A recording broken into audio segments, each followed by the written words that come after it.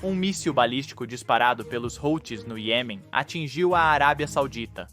Provavelmente isso não foi intencional, mas, ainda assim, é uma grave escalada e uma coisa é clara. Mesmo após recentes ataques dos Estados Unidos da América, os Houthis não mostram sinais de desaceleração. Israel também relatou que os Houthis continuaram a usar mísseis balísticos em embarcações no Mar Vermelho, mesmo após o aviso do presidente Trump. A situação está tão fora de controle que os Estados Unidos da América acabaram de anunciar que estão redirecionando um segundo porta-aviões, o United States Ship Carl Vinson, do Mar da China Oriental para o Oriente Médio, para aumentar os ataques aos Houthis apoiados pelo Irã. Isso levanta duas questões. Eu sempre acreditei que os Houthis eram um grupo desorganizado de milícias. Mas claramente eu estava errado, eles são muito mais fortes do que muitas pessoas perceberam. Na verdade, aqui temos o conselheiro de Segurança Nacional Mike Waltz alertando contra essa exata suposição. Os Houthis têm defesas aéreas incrivelmente sofisticadas e também possuem antinavio, mísseis de cruzeiro, drones, tipos de drones de ataque que voam rente ao mar e até mesmo outros mísseis balísticos. Eles lançaram dezenas de ataques em vários navios de guerra, dezenas de ataques, mais de 175 no comércio global, afundaram vários navios. Eu apenas acho que o povo americano precisa entender o que aconteceu aqui. Claramente, os Houthis estão bem armados. Então eu fui a ninguém menos que o ex-Navy Sea, Air and Land Chuck Farr para entender quão fortes são os Houthis e exatamente quais armas eles possuem. Esta é a nossa nova série Downrange. Apoiados pela mão sombria do corpo da Guarda Revolucionária do Irã, os rebeldes Houthis do Iêmen perturbaram as rotas de navegação, desafiando os Estados Unidos da América, poder militar e desdenharam da pressão internacional. Apesar dos contra-ataques americanos, incluindo missões de alto perfil com poder aéreo baseado em porta-aviões e bombardeiros Stealth B-2, a situação tática permanece dinâmica. Os ataques dos rebeldes devem continuar. Um testemunho de sua resiliência e do profundo investimento de Teherã nesta última guerra por procuração. A campanha dos Houthis contra o transporte mercante é uma insurgência organizada. Seu arsenal é uma mistura letal de drones, mísseis e engenhosidade naval. Na extremidade inferior, eles implantam drones kamikazes, UAVs iranianos baratos como o Shahed-36, equipados com explosivos e guiados por sistema de posicionamento global rudimentar. Essas ameaças zumbindo enxameiam as rotas de navegação, sobrecarregando com seu grande número. Na extremidade superior, os Houthis disparam mísseis balísticos antinavio como o Mohit ISF de design iraniano, capazes de descidas em velocidade simulada e ogivas devastadoras, entregando até 450 kg de explosivo de alta potência. Mísseis de cruzeiro antinavio, como o Almanap II, adicionam alcance e precisão, atingindo alvos além do horizonte a até 120 km de distância. Então há um toque náutico. Embarcações de superfície não tripuladas, carregadas de explosivos de baixa tecnologia, basicamente lanchas rápidas com explosivos de grau militar.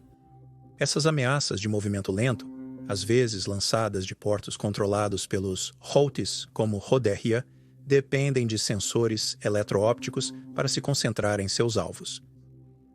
Embora menos comuns e apenas uma pequena quantidade tenha sido usada, as embarcações de superfície não tripuladas sinalizam a ambição dos rebeldes de escalar.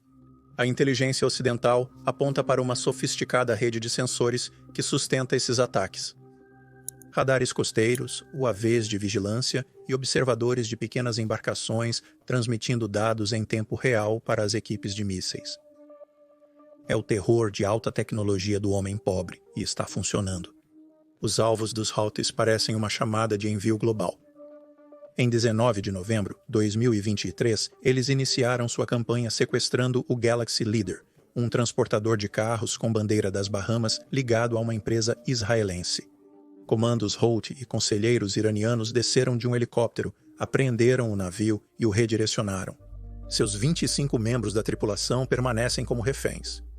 Desde então, rebeldes atacaram mais de 40 embarcações com 21 sofrendo impactos diretos. tenha a verdadeira confiança. Um transportador de carga de bandeira de Barbados, atingido por um míssil balístico antinavio, em 6 de março de 2024, 88,5 km náuticas a sudoeste de Aden. O míssil provocou um incêndio, matou 3 tripulantes e obrigou os sobreviventes a abandonar o navio. A Indian Navy Ship Kolkata da Marinha Indiana interveio para ajudar.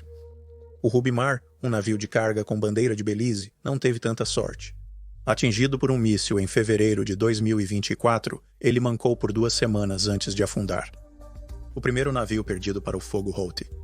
O navio mercante Zagfralia, um navio grego com bandeira maltesa, recebeu um míssil balístico em 16 de janeiro de 2024, enquanto estava a caminho de Israel. Sobreviveu sem danos materiais ou baixas. Ela teve sorte.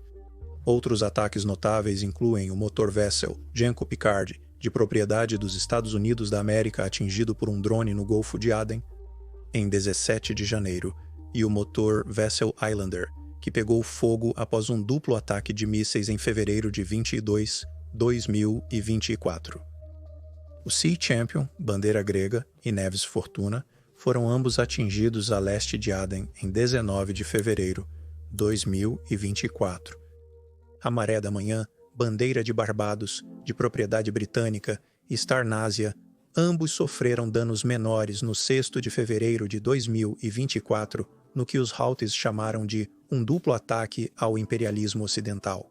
O padrão, as bandeiras e a propriedade não importam, seja ligado a Israel ou não, com a notável exceção de russo, chinês e alguns companheiros selecionados. Se um navio mercante navega no Mar Vermelho, é um jogo justo.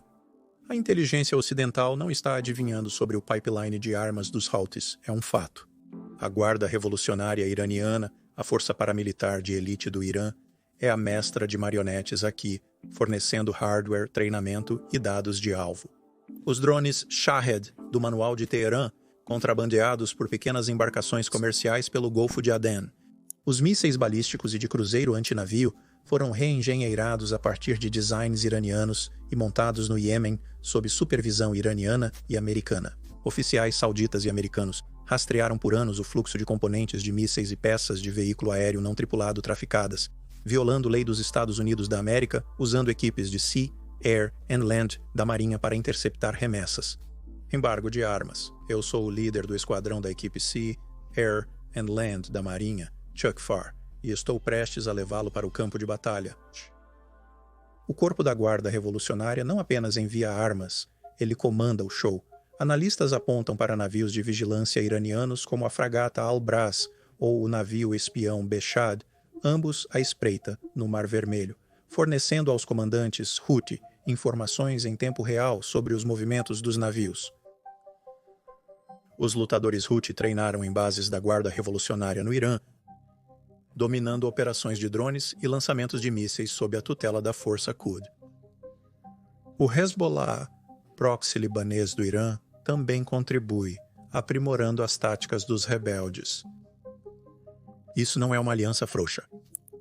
É uma rede de comando e controle com Teherã dando as ordens, mas os Estados Unidos da América não ficaram parados. A Operação Prosperity Guardian foi lançada em dezembro de 2023, emparelhando navios de guerra americanos como os destroyers United States Ship Carney, Stockdale e Spruance, com aliados para proteger o transporte. Esses pesados da classe Arleigh Burke abateram dezenas de drones e mísseis, desde 3 UAVs iranianos e um míssil Houthi em 6 de fevereiro até 8 drones e 5 mísseis balísticos antinavio. Em 11 de novembro de 2024, mas defesa não é suficiente. Washington partiu para o ataque. O poder aéreo baseado em porta-aviões tem sido um martelo. Desde janeiro de 2024, os caças Stealth F-30 e 500 do United States Ship Dwight Eisenhower têm bombardeado alvos Houthi, atingindo locais de mísseis e estações de radar. Em 9 e 10 de novembro de 2024, esses caças de quinta geração obliteraram depósitos de armas perto de Houdia e parte de uma campanha de 7 ondas que incendiou bunkers, lançadores e linhas de montagem. A ala aérea do Ike não está sozinha. 18 Super Hornets se juntaram à refrega, nivelando as defesas costeiras com munições guiadas por precisão. Então vieram as grandes armas. Bombardeiros B-2 Stealth. Antes de prosseguir, recentemente ultrapassamos 1 milhão de inscritos. Desde então, recebemos vários e-mails com perguntas e pedindo dicas sobre como expandir um canal no YouTube sem mostrar o rosto. Mesmo que eu tente responder a todos os e-mails, às vezes eles consomem muito do meu tempo ou fazem a mesma pergunta que eu já respondi antes. Por isso, decidi reunir todos os meus conselhos sobre o YouTube em um único treinamento intensivo gratuito. Em 17 de outubro de 2024, o presidente Biden autorizou uma rara implantação desses gigantes Batwing da base aérea de Whitman, no Missouri. Missão deles: destruir bunkers subterrâneos Houthi, fortalecer depósitos de armas e outras instalações escavadas profundamente no terreno montanhoso do Iêmen. Lançando munições de ataque conjunto JDAMs, os B-2 craterizaram 5 locais, visando esvaziar os estoques de mísseis dos rebeldes. Foi uma demonstração de poder aéreo estratégico e uma mensagem para Teherã, tanto quanto para o Iêmen. Podemos alcançá-lo em qualquer lugar. O Comando Central dos Estados Unidos chamou de ataque de precisão para degradar as capacidades dos Houthis, mas os rebeldes mal piscaram. Os Houthis controlam a costa oeste do Iêmen, de Houdia a Midi, dando-lhes uma linha de fogo de 320 quilômetros no Mar Vermelho. Suas armas, apesar de degradadas pelos ataques americanos, continuam poderosas. Recargas de mísseis e enxames de drones continuam fluindo do Irã. E o transporte marítimo sofreu um golpe. 12% do comércio global já navegou pelo Estreito de Bab el-Mandeb, mas agora as empresas de navegação fazem um desvio ao redor da África, e isso aumenta os custos e provoca atrasos. A Operação Prosperity Guardian escoltou mais de 1.500 navios, mas os Houthis ainda conseguem acertar, com mais de 30 ataques desde novembro de 2023. A boa notícia? Os navios mercantes modernos são grandes, então menos acertos causam apenas danos limitados. Os Estados Unidos da América e o Reino Unido têm atacado alvos Houthi. 60 alvos apenas no dia 11 de janeiro de 2024, mas os rebeldes se adaptam. Lançadores móveis, esconderijos ocultos e o reabastecimento do Irã os mantêm na luta. A diplomacia de canhoneira de Washington, porta-aviões, destroyers e bombardeiros stealth não os intimidou. Os Houthis se deleitam no caos, se apresentando como Davi diante do Golias americano, e seu moral é alimentado por cada ataque desafiador. Os Houthis, encorajados pelo apoio iraniano, veem isso como uma guerra santa e uma vitória de propaganda. Cada ataque aumenta sua credibilidade no eixo da resistência. Os contra-ataques americanos são dolorosos, mas não cessam. Teherã está muito investido e os rebeldes são muito teimosos. Podemos esperar mais mísseis, mais drones e mais navios incapacitados. Então a dança tática continua. Washington projeta poder, os Houthis revidam e são as tripulações mercantes que pagam o preço. Isso não vai acabar tão cedo. Está apenas esquentando. É exatamente por isso que quando os Houthis começaram a atacar navios no Mar Vermelho, teve um efeito devastador na economia mundial. Apenas em 2024, houve uma perda de 200 bilhões de dólares da economia mundial por causa desses ataques e dos desvios que os navios tiveram que fazer ao redor do Trono da África. Cada viagem teve um custo adicional de cerca de $1 milhão porque os navios não podiam usar o Mar Vermelho e o Canal de Suez. Esse foi o preço que eu e você tivemos que pagar e as pessoas ao redor do mundo tiveram que pagar porque as águas comerciais não eram seguras para os navios comerciais. É por isso que os ataques dos Estados Unidos da América aos redutos Houthi iniciados há poucos dias foram tão intensos. Esses não eram avisos dizendo "Ei, pare de atacar" ou "Vamos acelerar, vamos aumentar a intensidade". Atacamos com tudo, miramos em suas bases, silos de mísseis e liderança. O conselheiro de Segurança Nacional Mike Walsh compartilha mais detalhes sobre o ataque. Esses não foram ataques ineficazes de vai e vem, do tipo beliscão. Esta foi uma resposta avassaladora que realmente mirou em vários líderes Houthi e os eliminou. E a diferença aqui é, 1, ir atrás da liderança Houthi e 2, responsabilizar o Irã. É o Irã que tem repetidamente financiado, fornecido recursos, treinado e ajudado os Houthis a mirar não apenas nos Estados Unidos da América, navios de guerra, mas também no comércio global, e ajudou os Houthis a fechar 2 das rotas marítimas mais estratégicas do mundo. Temos mais de 70% do transporte global agora desviando ao redor do sul da África, aumentando o custo dos produtos, perturbando as economias globais, adicionando ou cortando suprimentos para os Estados Unidos. Trump considerou isso inaceitável. O que herdamos foi uma situação terrível, e esta é uma das ações que serão um esforço sustentado para corrigir esse erro e reabrir o comércio global. Outra conversa que tem ganhado força, especialmente desde os Estados Unidos da América. Os Estados Unidos da América estão reposicionando grande parte de seu poderio militar no Oriente Médio, alertando o Irã. O Irã tem sido o principal financiador da maioria desses grupos. Isso inclui o Hamas em Gaza, o Hezbollah no Líbano e os Houthis no Iêmen. O Irã fornece a eles armas, o Irã fornece a eles dinheiro e o Irã fornece a eles inteligência. Então a liderança iraniana diz a eles exatamente quem atacar, quando atacar, enquanto alega plausível negação. O Irã sempre reage da mesma forma após um ataque. Esses grupos são independentes e o Irã não sabe quando eles atacam, o que não é verdade. Além de tudo isso, além de financiar o terrorismo em todo o Oriente Médio, o Irã também tem se aproximado extremamente de armas nucleares. Os Estados Unidos da América e Israel e seus vizinhos deixaram claro que não permitirão isso. Este foi o aviso de Mike Waltz para o Irã quando se trata de armas nucleares. O que o presidente disse completamente, repetidamente, é que o Irã não pode ter uma arma nuclear. Todas as opções estão na mesa para garantir que ele não tenha uma. E isso inclui todos os aspectos do programa do Irã. Isso inclui os mísseis, a armamentização, o enriquecimento. Eles podem entregar e desistir de uma maneira que seja verificável ou podem enfrentar uma série de outras consequências.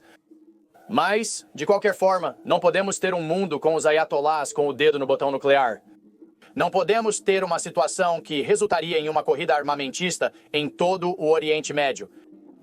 Em termos de proliferação nuclear, o presidente Trump está determinado de qualquer maneira. O Irã foi oferecido uma saída para isso, para garantir que não tenhamos um mundo que possa ser ameaçado por um regime radical, não apenas nosso aliado Israel, mas o mundo inteiro que seria ameaçado por um regime radical que poderia destruir não apenas Israel, mas seus vizinhos e ter a capacidade de atingir os Estados Unidos. Não podemos imaginar uma situação como essa e não vamos permitir isso. Quando Trump assumiu, ele tentou negociar com o Irã um novo acordo nuclear, onde eles desistiriam de buscar armas nucleares e, em troca, os Estados Unidos da América suspenderiam as sanções para melhorar a economia iraniana. Mas a liderança iraniana negou essa oferta. Desde então, especula-se que Israel e os Estados Unidos da América podem estar planejando ou se unindo para atacar instalações nucleares iranianas. Desde então, temos aumentado continuamente o poder de fogo no Oriente Médio em termos de porta-aviões. Mas a razão oficial por trás disso é, claro, os Houthis. Mas só o tempo dirá se haverá um ataque contra as instalações nucleares iranianas. Clique no botão de inscrição abaixo para receber atualizações em primeira mão, caso algo aconteça. Este é o Iêmen, um país que está passando por uma das maiores crises humanitárias do mundo.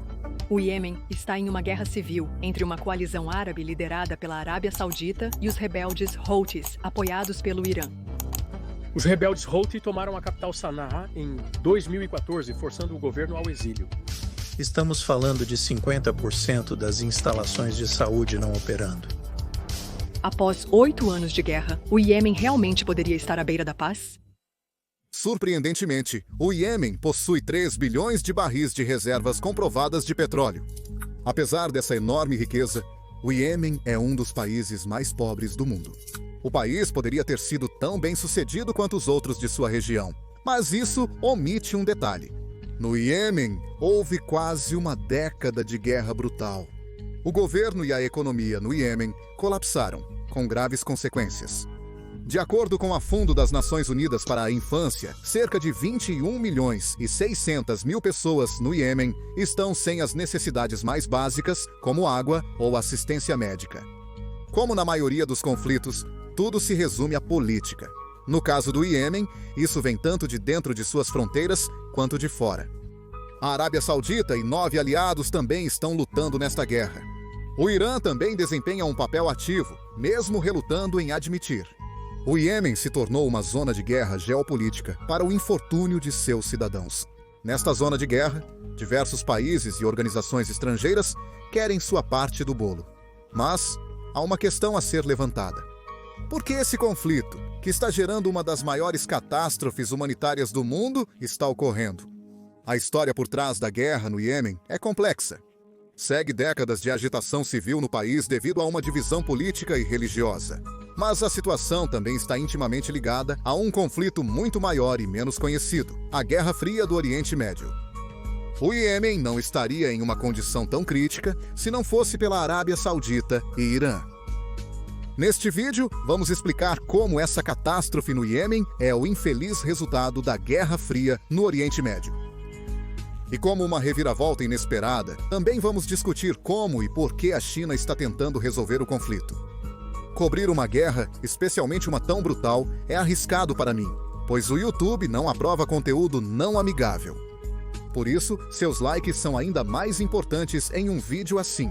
Se puder clicar no like, isso ajudará muito este vídeo.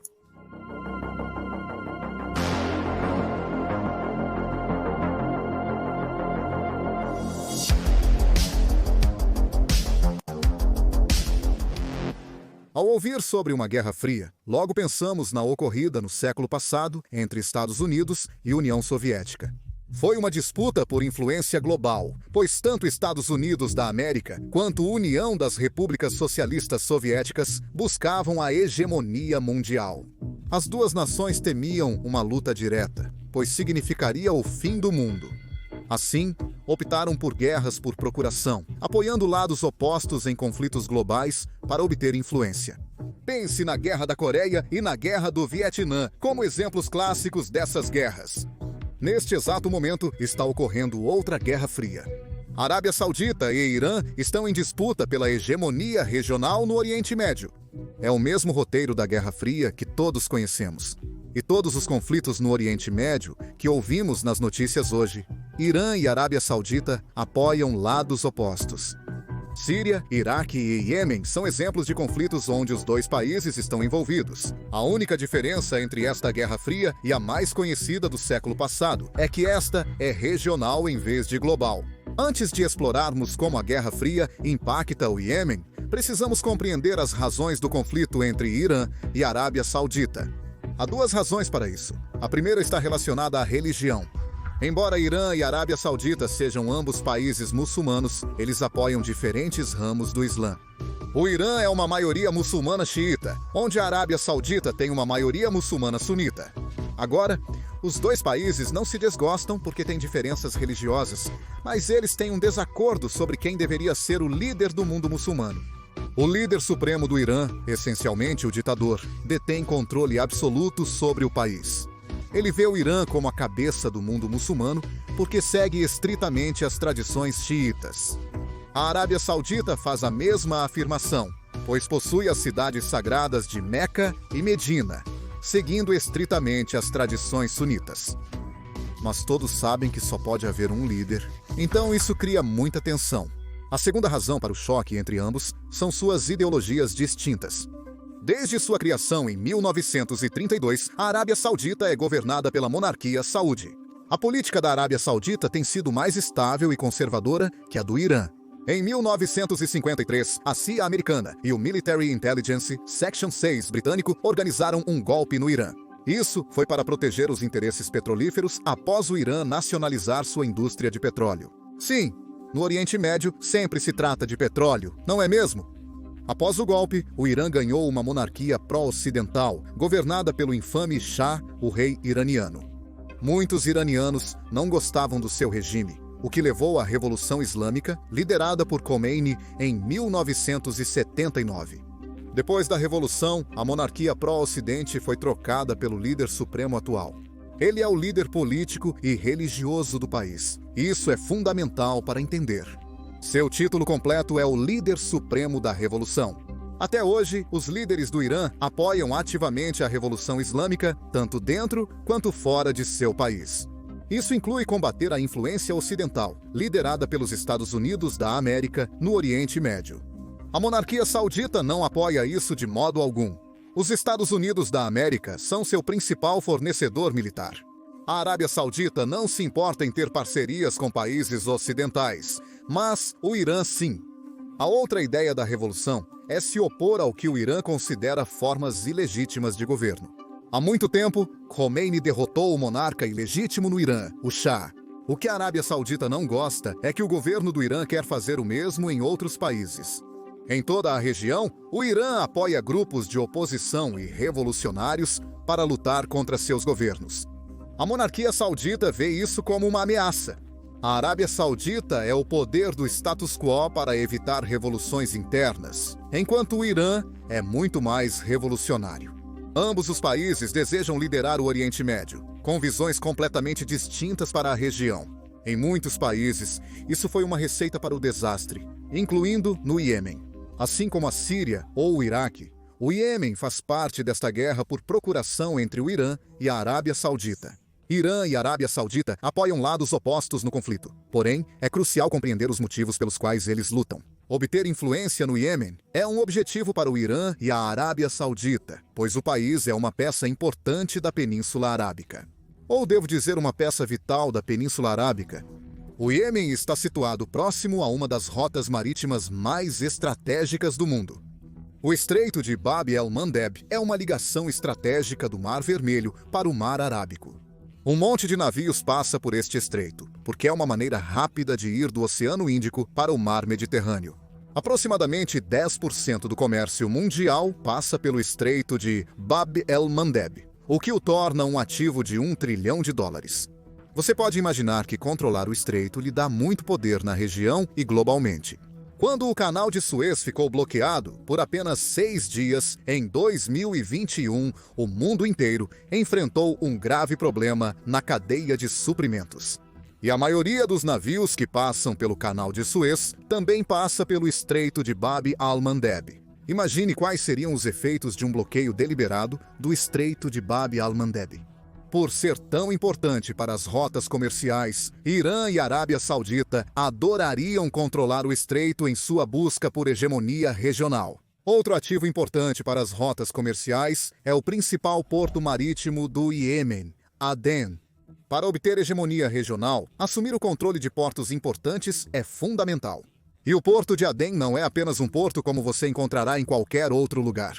É um dos maiores portos naturais do mundo, classificando-o entre os 5 melhores portos naturais globalmente. Até 1950, era o segundo porto mais movimentado do mundo, depois de Nova York. O porto de Aden tem muito potencial, e isso é um eufemismo. Não surpreende que o Irã e a Arábia Saudita tenham um interesse especial neste porto. O Iêmen, país vizinho à Arábia Saudita, é uma peça-chave na Guerra Fria. Se o Irã controlar o Iêmen, terá vantagem sobre o exército saudita.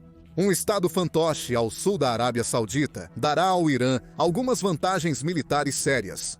Seria algo semelhante ao que aconteceu durante a crise dos mísseis cubanos, tão perto do território dos Estados Unidos da América, mas em uma escala menor e mais regional.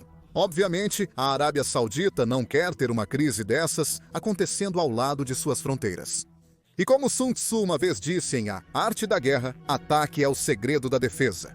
Então, a Arábia Saudita enviou tropas para o país. Sim, a Arábia Saudita realmente enviou tropas para o país. É até onde vai essa Guerra Fria. Vamos olhar o conflito no Iêmen com um pouco mais de detalhes. O Iêmen já era um estado falido antes da guerra civil começar em 2014. Em 2011, Ali Abdullah Saleh era o corrupto presidente do Iêmen há mais de 30 anos. Um relatório da Organização das Nações Unidas disse que ele roubou até 60 bilhões de dólares durante seu reinado. Enquanto isso, muitos iemenitas empobreciam e passavam fome. Não é surpreendente que muitos iemenitas estivessem insatisfeitos com seu presidente. Em 2011, após os protestos da Primavera Árabe em vários países do Oriente Médio, iniciou-se a Revolução Iemenita. O que começou como protestos contra o governo, logo se transformou em uma guerra total entre os leais a Saleh e a oposição. Manifestantes pacíficos foram mortos em confrontos entre tribos, milícias e forças do governo nas ruas. Em junho, o presidente Saleh quase foi morto em uma tentativa de assassinato no Palácio Presidencial. Saleh provavelmente percebeu que a população não o apoiava mais e concordou em transferir o poder para seu vice-presidente Hadi em 2012. Muitos iemenitas ainda não estavam felizes, no entanto. Hadi venceu a chamada eleição, na qual ele era o único candidato. Não é difícil vencer sendo o único candidato. A situação escalou novamente em 2014, quando o presidente Hadi decidiu cortar os subsídios de combustível. Os Houthis, uma milícia no norte do Iêmen, decidiram tomar a capital Sanaa. A guerra civil havia começado. Os Houthis fundaram o Conselho Político Supremo e começaram a lutar contra o governo oficialmente reconhecido de Hadi. O interessante é isso. Vários países, como os Estados Unidos da América e a Arábia Saudita, consideram os Houthis representantes do Irã. Evidências indicam que o Irã fornece apoio militar direto aos Houthis, que, assim como o Irã, seguem o Islã xiita. O líder supremo do Irã anunciou seu apoio espiritual aos Houthis, mas nega qualquer envolvimento militar no conflito. Contudo, o presidente Hadi claramente não crê nisso. Ele disse que iria novamente hastear a bandeira do Iêmen em Sanaa, em vez da bandeira iraniana. Infelizmente para o presidente, não só os Houthis queriam a saída de Hadi. O ex-presidente Saleh criticou e denunciou Hadi e os Houthis, exigindo sua renúncia. Separatistas no sul do Iêmen aproveitaram a oportunidade para se juntar à luta pela independência do resto do país. O Movimento do Sul, vagamente aliado ao governo de Hadi para proteger a região dos Houthis, formou o Conselho de Transição do Sul. Este assumiu o controle de várias províncias antes pertencentes a Hadi, desagradando o presidente. O grupo terrorista Al-Qaeda, na Península Arábica, e o Estado Islâmico também aproveitaram a instabilidade no Iêmen para aumentar sua influência. O governo de Hadi havia perdido o controle sobre o poder, e o país estava em pedaços. Se você não está mais acompanhando isso, com todos os diferentes grupos e organizações envolvidos, apenas entenda este. O Iêmen se tornou uma completa bagunça em questão de meses. Quando os Houthis ameaçaram tomar Meca e Riad, na Arábia Saudita, a situação ficou ainda mais descontrolada. Um dia após o anúncio ousado, a Arábia Saudita e uma coalizão de outros 9 países intervieram no Iêmen. Isso inclui os Emirados Árabes Unidos, Egito, Catar e Sudão. Praticamente todos os aliados sauditas se uniram ao conflito. A coalizão apoiou o governo de Hadi e o Movimento do Sul em sua luta contra os Houthis. A coalizão saudita mobilizou milhares de tropas e lançou enormes ataques aéreos. Curiosamente, Estados Unidos da América, Reino Unido e França apoiam a coalizão saudita no Iêmen com massivas vendas de armas. Muitos dos jatos de combate, drones e bombas vêm de países ocidentais, que são aliados da Arábia Saudita por serem inimigos do Irã. Inimigos dos seus inimigos parecem ser seus amigos, porém, essas vendas de armas geram muita controvérsia. A Arábia Saudita e sua coalizão usaram repetidamente essas armas contra civis. Eles utilizam os chamados ataques de duplo toque. Primeiro, eles atacam bases militares e depois bombardeiam os civis que vêm ao resgate para ajudar. Por causa dessas táticas, o que começou como uma insurgência Houthi se transformou em um dos conflitos mais sujos do mundo. Some-se a isso um sistema de saúde falho, desnutrição disseminada e água potável insegura. E o caos se instaura. No começo de 2022, a guerra havia custado direta e indiretamente cerca de 377 mil vidas no Iêmen, e o país continua em pedaços. Como mostrado no mapa, 3 principais campos ainda lutam pelo controle. O norte e a capital Sanaa permanecem sob controle dos Houthis, supostamente apoiados pelo Irã. O sul é controlado pelo Movimento do Sul, aliado à coalizão saudita, e o restante do país é controlado pelo governo oficial do Iêmen, apoiado pela Arábia Saudita. Esses conflitos internos estão diretamente relacionados ao conflito maior no Oriente Médio. Um lado é pró-iraniano e o outro lado é pró-saudita. É por isso que você chama o conflito no Iêmen de uma guerra por procuração. Tanto o Irã quanto a Arábia Saudita adorariam ter mais influência no Iêmen. E talvez mais importante, ambos odeiam a ideia de seu concorrente assumir o controle do país. Más notícias para o Iêmen. A guerra civil não acabará até que a Guerra Fria do Oriente Médio termine.